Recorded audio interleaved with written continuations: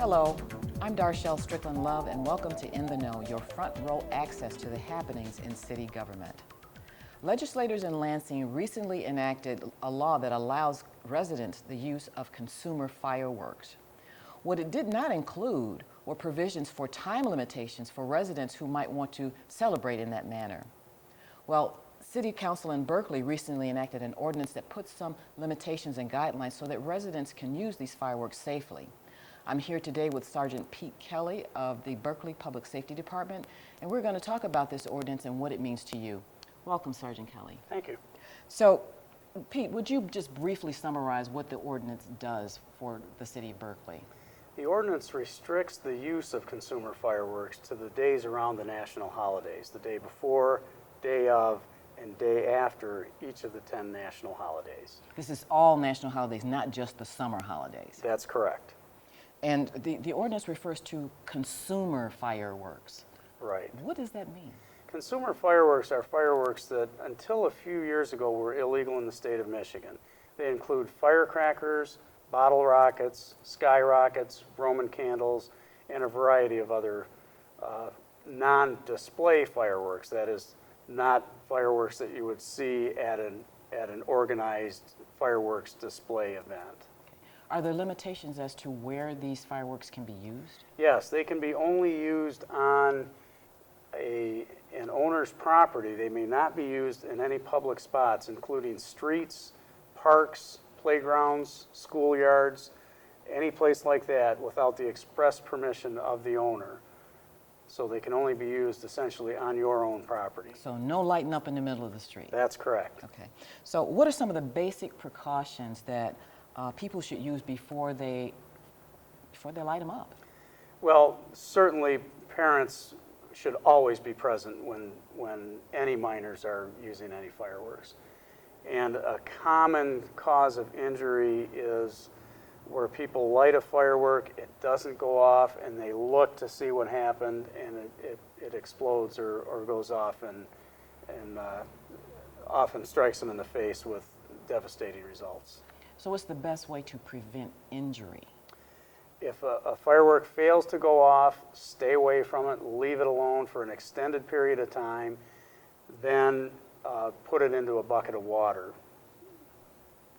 Is there anything in particular that concerns you most about this new law from Lansing and how it might affect our residents here in Berkley?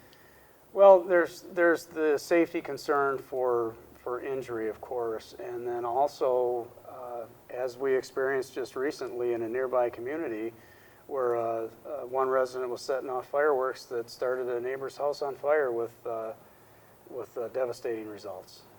Okay. So we've seen these tents where fireworks are sold, these massive tents where fireworks are sold. Yes. People are walking through all the time and they're thinking about buying something. What would you advise them? What advice would you give consumers before they make that purchase? Well, they need to think ahead as to where they're going to use them, where they can be used safely, and if they can be used safely in your neighborhood.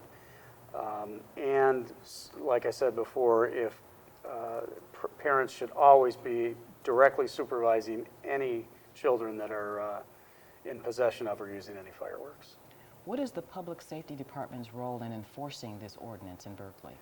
We will respond to any complaints, or if they're obvious enough, we will respond even without complaints if they're outside the provisions of the days allowable surrounding the national holidays or the times. Within those days, they can't be used from midnight to 8 a.m. So anything outside those days or times may result in action by the police department, which could include a misdemeanor ticket being issued for a court appearance. If I am at home and I hear fireworks go off at 3 in the morning, what can I do just to make sure that, you know, the people who are firing them are aware of the ordinance? Well, you should probably call the Public Safety Department rather than confront someone on your own.